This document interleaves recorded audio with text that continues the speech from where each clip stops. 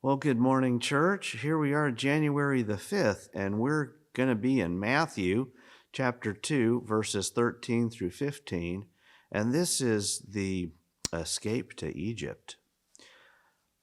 Now, when they had departed, behold, an angel of the Lord appeared to Joseph in a dream and said, "Rise, take the child and his mother and flee to Egypt, and remain there until I tell you. And for Herod is about to search for the child to destroy him."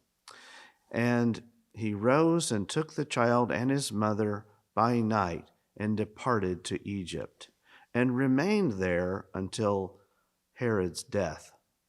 This was to fulfill what the Lord had spoken by the prophets. "Out of Egypt I called my son." We see that it was not unusual for God to speak to people in dreams. Um, Although it's a little out of context, the writer to the Hebrews says, God spoke to the fathers by the prophets in many times in many ways. So Joseph got told in a dream what to do, and this flight into Egypt wasn't all that unusual either, for throughout biblical history, we see that Joseph and his brothers and his dad, Jacob, were in Egypt because of the famine, which then set up the 400 years of bondage and then the uh, flight out of Egypt, the delivery by Moses, the Exodus. And we see other times where Egypt is a refuge. Well, there's a couple of interesting little legends associated with this trip to Egypt.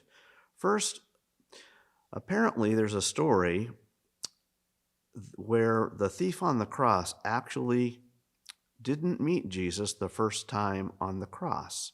But when Jesus was a baby and with his family, there was a row. They were on the road, and then robbers came and tried to take what the family had and do harm to them. And the thief on the cross, his name is Demas, by the way, he saw in Jesus something special, and he said, "I'm going to show mercy to you, and in return, you're going to remember me and show mercy to me."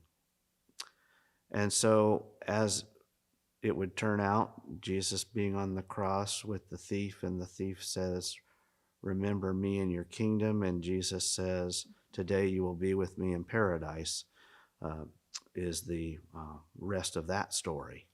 We don't know if that's really true or not, but this is recorded in extra biblical writings and different philosophers. There's also a child story where the Joseph and Mary are weary from their travels, and it's cold, and they seek refuge in a cave while Herod's men are searching all over the place to try to find Jesus and destroy him.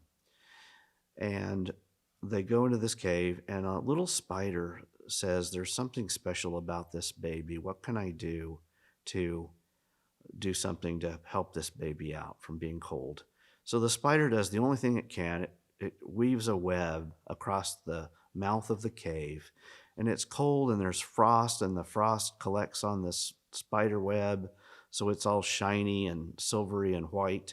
And the guards pass by this cave looking in. They say, "Oh, it's covered with a spider web. Nobody could have gone in there," and they pass it by. And so we see that no gift done for Jesus is ever wasted. We also get a tradition from that little story, since it's still so close to Christmas time. We see that legend has it that was why we put tinsel on our Christmas trees. The tinsel signifies the spider's web, and the white signifies the frost that was on the spider's web. And then we close out this passage with what the prophet said, "Out of Egypt I call my son." He's quoting from the prophet Hosea, chapter 11, verse 1, and he's taking that a little bit out of context, but he wants to show that Jesus fulfilled prophecy, and this prophecy more or less identifies Jesus as Israel had their bondage in Egypt and they had to be delivered out of Egypt. So the Son of God is being delivered out of Egypt.